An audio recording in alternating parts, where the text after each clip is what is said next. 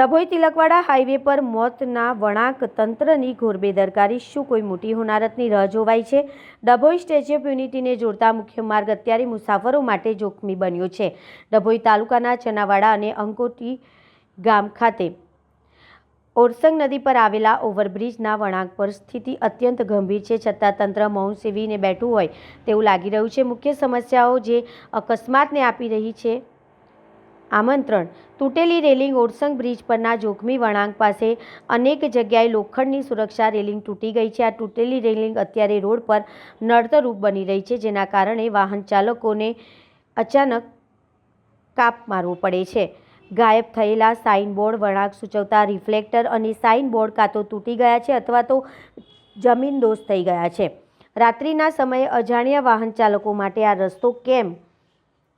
રસ્તો death trap સમાન બની જાય છે। વધતા અકસ્માતો: સ્થાનિકોના જણાવ્યા અનુસાર છેલ્લા કેટલાય સમયથી અહીં નાના મોટા અકસ્માતોની હારમાળા સર્જાય છે, તેમ છતાંય માર્ગ અને મકાન વિભાગ દ્વારા કોઈ નક્કર કામગીરી કરવામાં આવતી નથી। વિશ્વવિખ્યાત પ્રવાસન સ્થળો માર્ગ છતાં ઉપેક્ષા કેમ? સ્ટેચ્યુ ઓફ યુનિટી જવા માટે આ મુખ્ય માર્ગ છે। દરરોજ હજારો પ્રવાસીઓ અને સ્થાનિકો આ માર્ગનો ઉપયોગ કરે છે। ડભોઈથી તિલકવાડાને જોડતા મહત્વપૂર્ણ માર્ગ પર જો કોઈ લક્ઝરી બસ કે મોટું વાહન તૂટેલી રેલિંગને અકસ્માત થશે તો તેની જવાબદારી કોણ?